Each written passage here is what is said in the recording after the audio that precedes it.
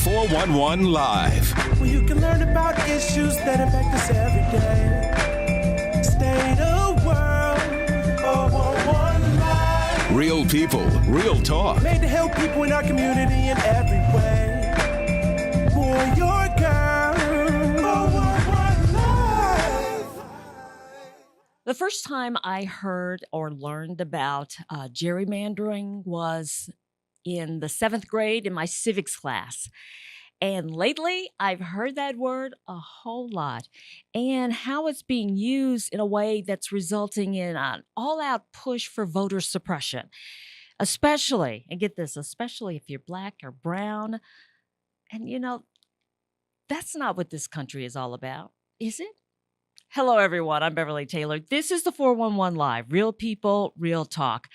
I'm really, really, really excited today about my guest, and that is David Daley, and he is the author of a national bestseller, RatF, Why Your Vote Doesn't Count, and Unrigged, How Americans Are Battling Back to Save Democracy. He is one of the foremost experts in partisan gerrymandering, and he's also a senior fellow at Fair Vote, a nonpartisan champion of election reform. David, welcome. A pleasure. Thank you for having me on. Oh, I'm excited. I really am.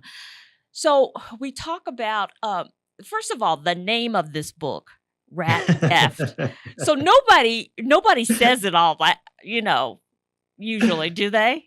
Do they all just kind of revert to usually, RatF? But as a reason, it would be nice if my mom could know I had a book, but that's just not the way it works sometimes. But it's very catching.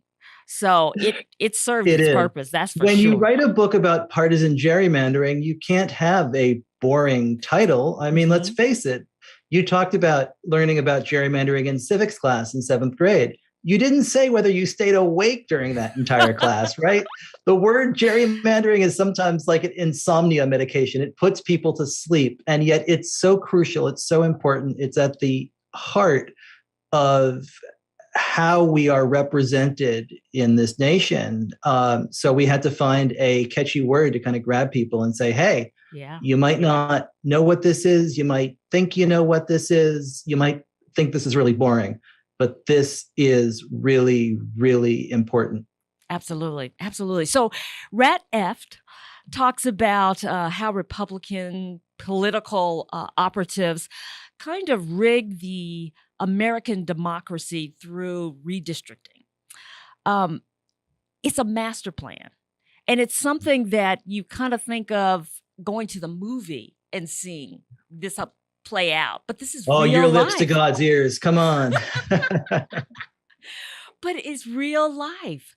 So kind of give us that basic, 101 on REDMAP. Sure. We've had gerrymandering in this country for as long as we've had politicians, right? You can trace it back to the very beginning of this country. Patrick Henry tries to gerrymander James Madison out of our very first Congress. So politicians love the ability to draw their own districts, to choose their own voters, to lock themselves into power. Both sides have done this for a long, long time.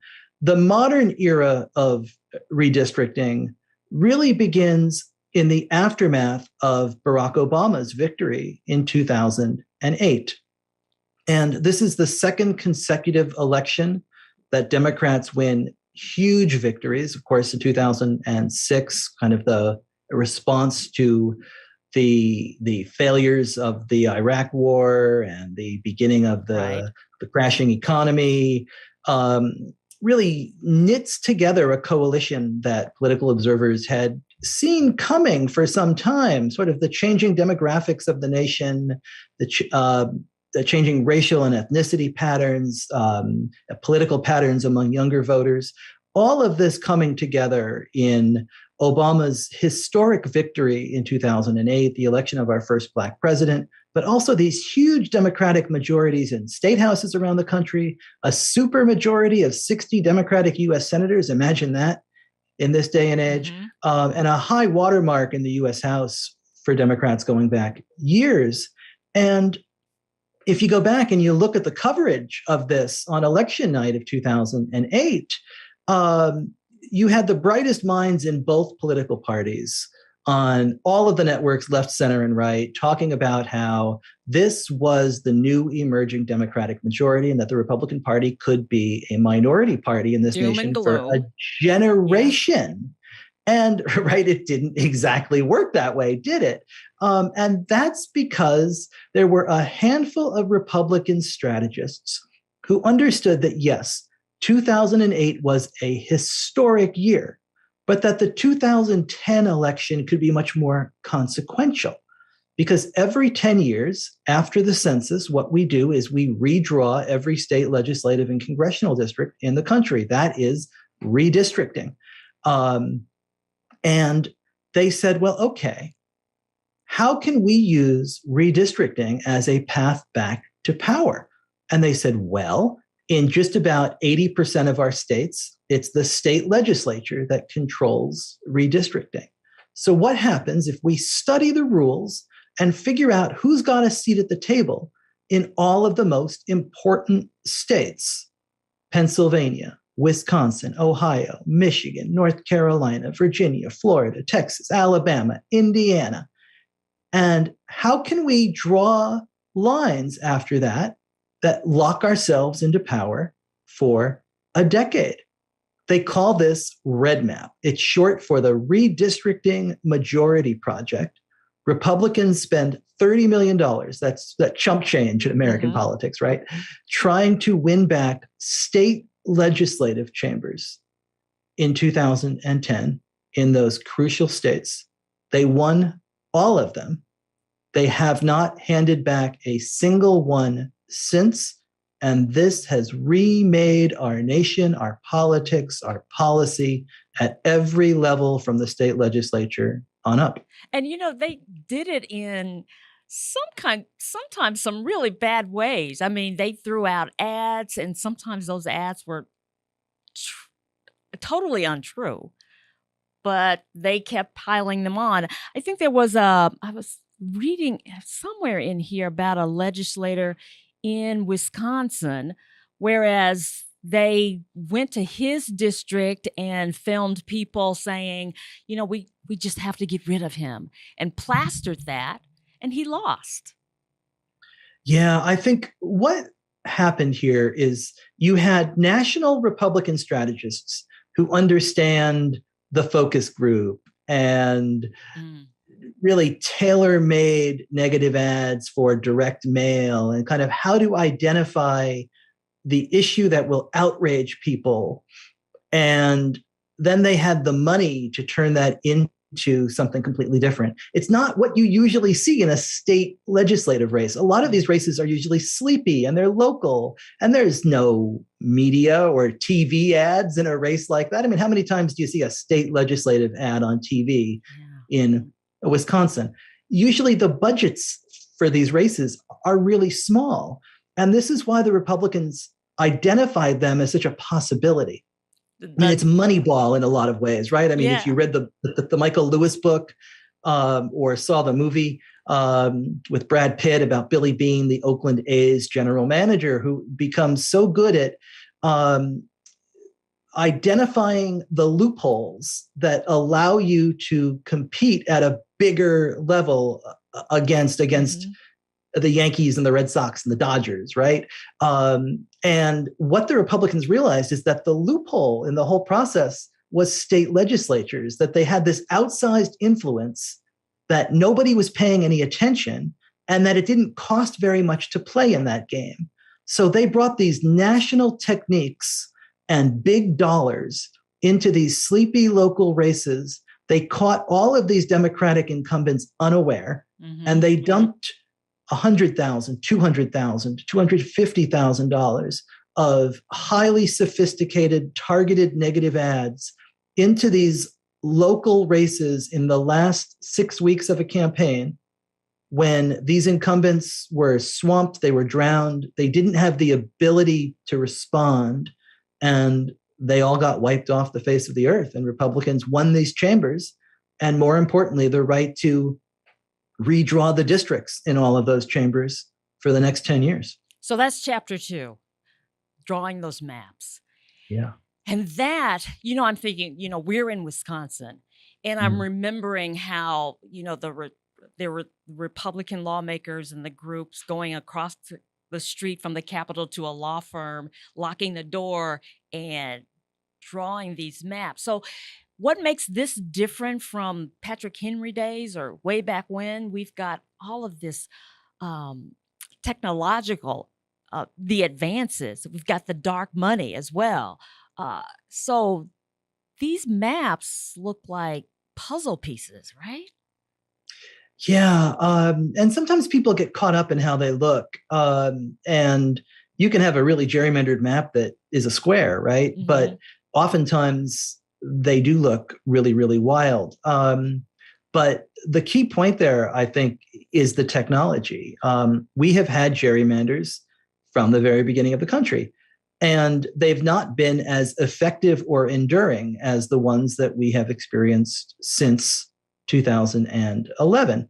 Even the maps that were drawn after the 2000 census in 2001, if a gerrymander would oftentimes work its way out over the course of a decade as politics changed, as demographics changed, as people died, as new voters entered the electorate, as issues emerged, like 2002 was a big year for Republicans after the 9/11 response, and 2006 and 2008 are big years for Democrats because the war soured and the economy went downward.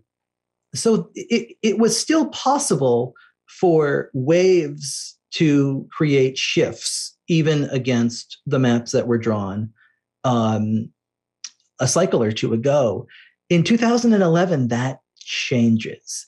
And to me, the big difference here, indeed, is the technology. It is that these maps are being drawn on powerful, fast computers with this super sophisticated geographic information mapping software, and then just the terabytes of data that are available on all of us. Some of it is public data, right? Some of it is all of the demographic and economic detail in the US Census that is broken down block by block. Some of it is other public information that we provide all the time. What political party are you registered with? What are the voting results in that precinct? What years do you vote and what years do you not vote? Do you show up in all the local elections in the off years or just in a presidential? What kind of a car do you drive? Do you have a gun license or not? You can learn an awful lot about your voting patterns simply based on all of the information that is available publicly. But then there's all of the private information that was not so much available in 2001 when the internet was still relatively new. By 2011, we have scattered all kinds of breadcrumbs about ourselves all over the internet in our searches. It's how those ads follow you across every single site you look at, how you might mention something in an email and then suddenly it pops up in your Facebook feed. And we have left a lot of that information around as well. And that can be purchased and sold and matched back to us and our addresses. So when map makers are drawing these crazy lines, they often have a really specific reason behind them. These maps were surgically crafted in order to deliver a specific partisan result. And then these operatives spent months perfecting and refining these drafts, putting them through 6-7 dozen different versions sometimes, noticing the hundredths of a percent of an advantage that they would give them, and just absolutely perfecting them, testing them against mathematical algorithms. And what you get in Wisconsin, for example, as a result, is a map that Democrats can win 54% of the vote, and yet Republicans can win 64% of the seats. That's amazing. That is not an accident. It is intentional. So the politicians are picking their voters instead of the voters picking their politicians. That's absolutely right. Yes. That's frightening too. What's so frightening about it is there's not much you can do about it. Because once that's been done, it's really hard to out-organize or out-turnout or out-vote a partisan gerrymander. You might increase your voter turnout, but you simply win by a larger margin in the districts that you've been allowed to win in. What this has created in many states, including Wisconsin, is effectively Republican minority rule, in which they cannot lose no matter how many fewer votes they receive. It's not just in Wisconsin, although certainly you are a poster child for this. Mm-hmm. After the 2018 elections, there were 59 million Americans who lived in a state in which one or both chambers of the state legislature was under control of the party that won fewer votes in that fall's election. That's just about 1 in 6 of us. After the 2012 midterms, the congressional midterms, Democratic candidates won 1.4 million more votes nationwide. Republicans won 234 seats to 201 for Democrats. Barack Obama's second term was effectively finished the night that he was reelected because Republicans held on to the House with fewer votes. We, of course, don't elect the House through a national popular vote. We don't elect much of anything through a national popular vote, sadly and unfortunately. But it's extraordinarily rare to have that kind of a disconnect between the popular vote and the number of seats. But it's not been rare over the course of the last decade. It's become the rule. Yeah, kind of the norm right now. Okay, we're going to take a break, but when we come back, I want to talk about the effect of this redistricting, this gerrymandering that has occurred, and voter suppression. So stay with us. We're talking to David Daley. He is one of the experts on partisan gerrymandering, and we'll be right back.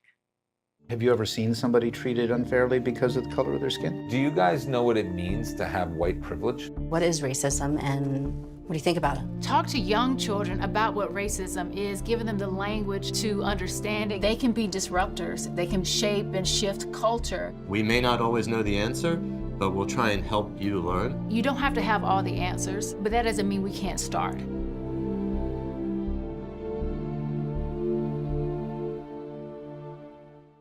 See us dream. See us remember.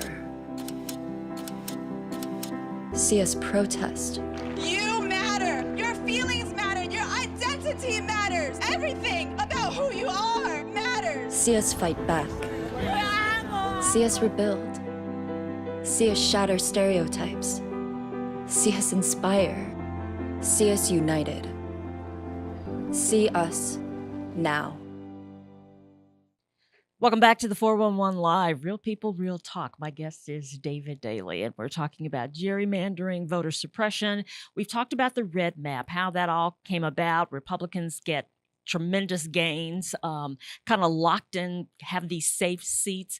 What does that do to somebody? Because if you're running, say you're a Republican and you're running and you know that your district is majority packed Republican, then your focus is a little slanted. You're not looking at pleasing everybody, but you feel comfortable doing kind of the extreme.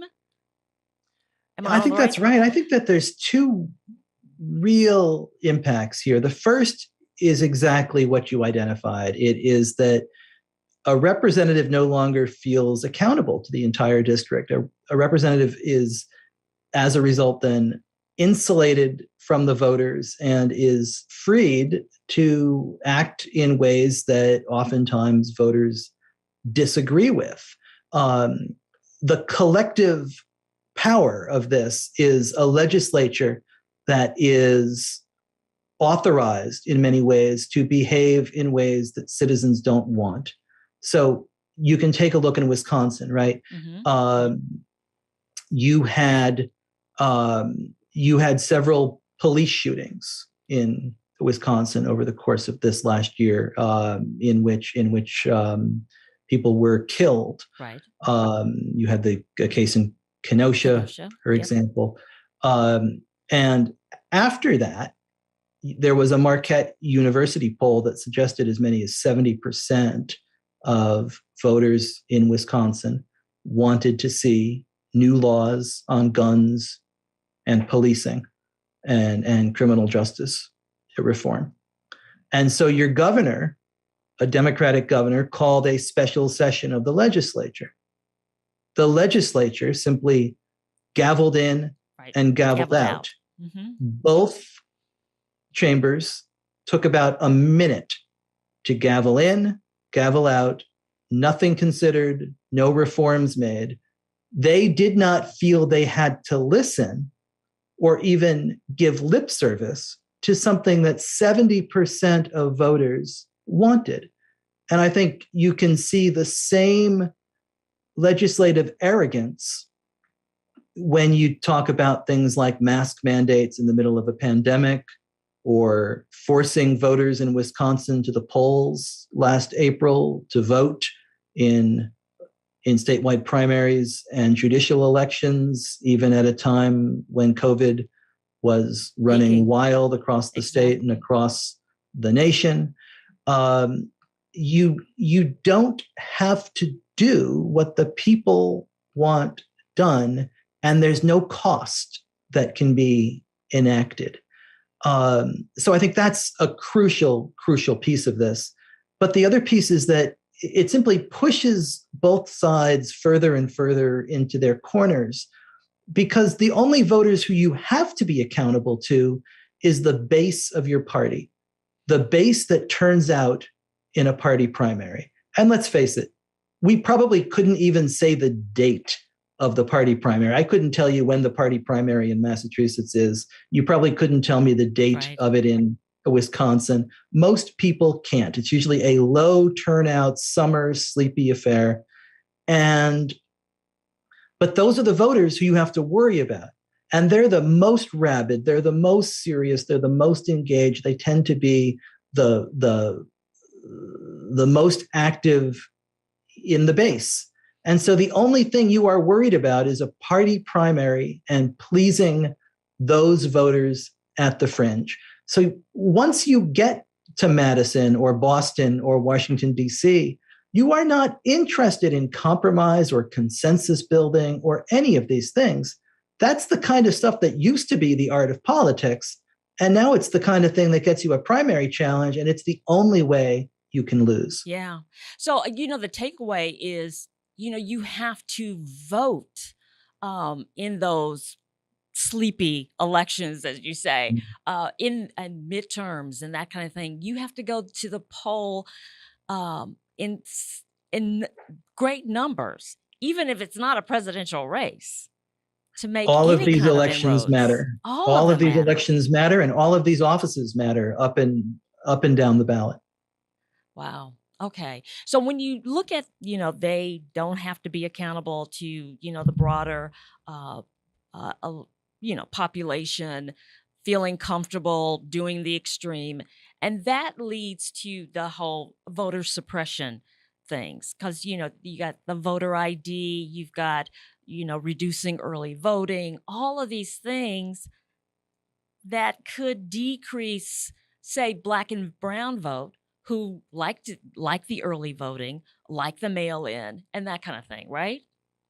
I think that's right. I think the very first thing you tend to see from a gerrymandered state legislature is laws that make it harder for people to vote who are not voting for them. And you can look across the country and you can see example after example of this. Certainly, you can see it in Wisconsin, where one of the first things your legislature did after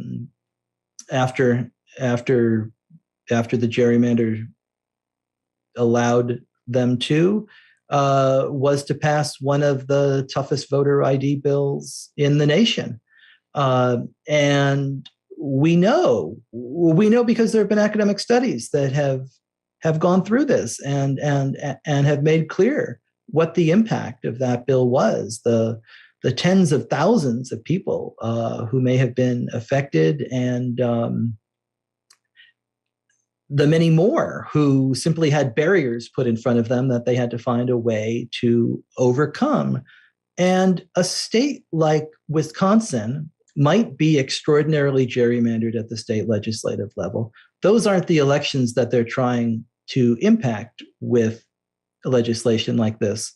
What they're trying to impact are statewide races that are extraordinarily close in a state as purple as Wisconsin. So your governor's race, 2018, it's a very, very close race between Governor Evers and Scott Walker. Your presidential elections in 2016 and 2020, very, very close victory for Donald Trump in 2016, and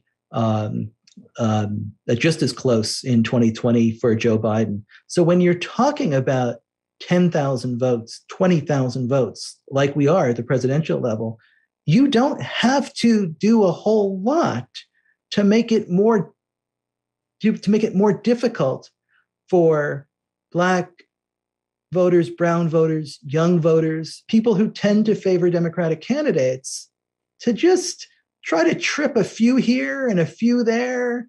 And pretty soon that adds up. It's why we see this in Georgia. It's why we see it in Arizona. It's why we're seeing it in Texas. It tends to be the states that are very close, or where demographic changes are happening that the party that has gerrymandered themselves into power are afraid of. Yeah. All right. We're running out of time, but okay. So what will change the tide of all of this, or what can be done? Oh, now you're looking for me to take off my rain jacket and provide some hope and some optimism. Listen, I think that this is a very, very difficult problem, and that this is going to be hard to unknot, and the courts are not going to be our ally in this. What the courts have done on gerrymandering and redistricting, in addition to voting rights and the Voting Rights Act, the courts have been a wrecking crew on this issue. Democrats have got complete political power in Washington right now. They've got the White House and both branches of Congress. There are a couple of really important bills. You've got the For the People Act, which has become the Freedom to Vote Act, as well as the John Lewis Voting Rights Act. Those are Senate Bills 1 and 4. And I think that those are both really crucial bills. The first that would put a ban on partisan gerrymandering nationwide, and the second that would restore the full protections of pre-clearance of the Voting Rights Act that the court gutted in the Shelby County case back in 2013, and also the full protections of Section 2, which have been weakened over the course of the last few years as well. That would go a long, long way towards but we've got that filibuster stopping this hurdle. And that's the problem, right? Yes. The problem there is that you've got a couple, you need 60 votes in the Senate, and the Democrats have got 50, and they don't have 50 votes that are willing to change the Senate rules on the filibuster. So I very much worry that the Democrats who are not going to back filibuster reform are picking this Senate rule that has been used to deny basic civil rights, as well as majority rule to Americans now for more than 100 years. They're essentially favoring that rule over democracy itself. The good news here is that voters hate all of this. Voters hate partisan gerrymandering. I mean, if you look around the country after 2018 and 2019, 2020, you had voters in Virginia, Colorado, Missouri, Utah, Ohio, Michigan, who all enacted reforms of this process and who tried to create guardrails and protections and to try to rein in the worst excesses here. And we're talking, again, 60, 70% of voters in these states voting for change. That's not just one party. When you've got 70% of voters in Ohio, you've got everybody coming forward and saying, Right. this is not the way this is supposed to work. So, I mean, I think that's what this is going to take. It's going to take all of us standing up here, and realizing, I mean, Dr. King talked about the moral arc of the universe being long, but bending towards justice. It's taken a really long time to bend towards justice. But what I think we need to understand is that the arc doesn't bend on its own. The arc only bends when all of us grab it with both of our hands and pull it in the direction that it has to go. And that is all of our jobs. Democracy can't be taken for granted. Democracy is not a noun. It is a verb. It's something that we have to tend and work at, or else we can lose it. So it's an all hands on the arc moment for American democracy. All right. Everybody has a role, basically, right? I think that's right. All right. David Daley, our time went very fast. There's so much more we could talk about. But thank you for sharing this amount of time with us. You've been a great guest. And I read your book, enjoyed your book, and I recommend your book. So thank you for Thank you very joining much. I appreciate what you guys are doing with Yes. this podcast. It is a terrific series on a really important topic. So thank you for doing it. I agree. David Daley, everybody. His books again, RatF, Why Your Vote Doesn't Count, and Unrigged, How Americans Are Battling Back to Save Democracy. Thank you again for joining us. Anytime. And thank you for joining us for another edition of the 411 Live, Real People, Real Talk. Remember, we're a nonprofit organization, so if you're so inclined, be sure to go to our website, the411live.org, and help us out. Until next time, I'm Beverly Taylor, and this is the 411 Live. If you would like to check out past episodes, there are many ways. Go to your favorite podcast platform. Follow us on Twitter and Instagram. Like and watch us on Facebook. Watch and subscribe to our YouTube channel. And if you have suggestions for future episodes, go to our website, the411live.org.